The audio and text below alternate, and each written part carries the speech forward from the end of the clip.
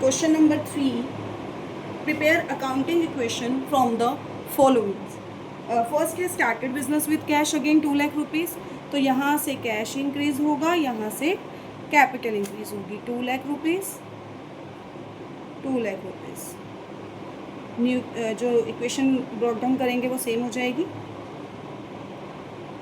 Now the question is purchase goods in cash ₹60,000 and on credit ₹1,50,000।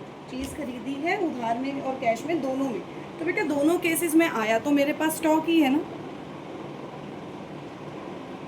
तो कितने का 60,000 ये, 1,50,000 ये, तो यानी 2,10,000 का मेरे पास क्या आ गया, स्टॉक आया।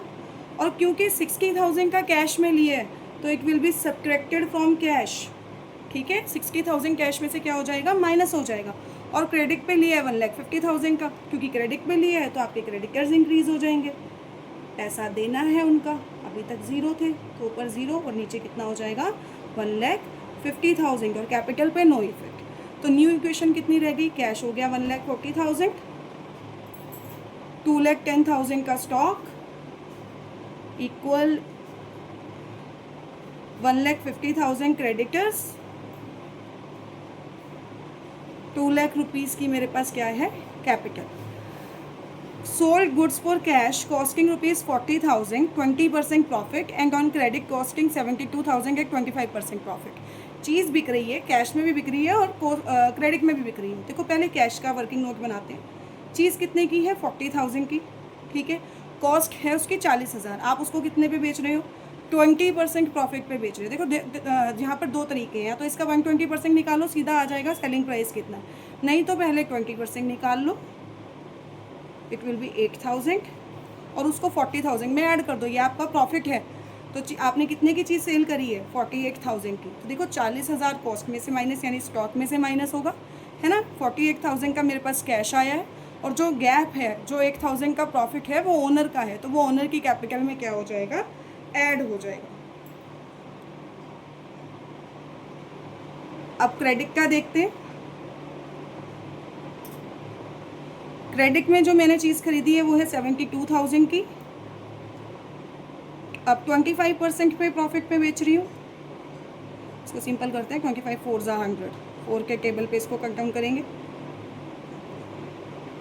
18,000, तो 18,000 का प्रॉफिट है।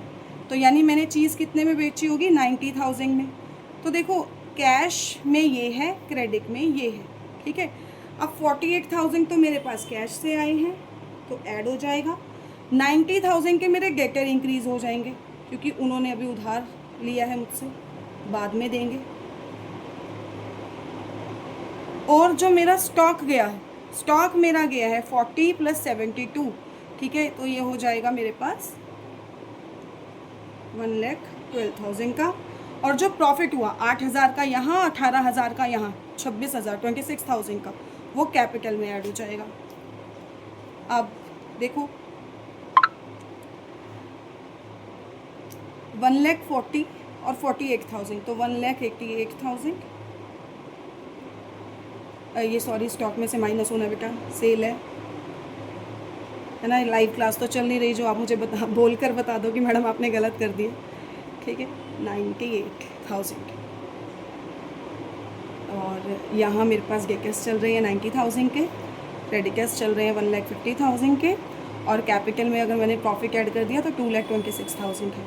अब इसके बाद मेरे पास जो फोर्थ आती है वो बहुत सिंपल है, which is paid for rent. Rent paid कितना पे किया है, 5,000 का, तो 5,000 कैश माइनस, और इधर कैपिटल में से भी 5,000 माइनस, बाकी जगह पर नो इफेक्ट। तो 1,88,000 में से 5,000, 1,83,000, 98,000, 90,000, 1,50,000 और यहाँ पर हो गया 2,21,000। आई होप ये आपको क्वेश्चन अच्छे से क्लियर हो गया होगा। इसमें यही दो ट्रांजेक्शन जो थी वो देखने वाली थी, बाकी तो क्वेश्चन सिंपल था। Bye bye.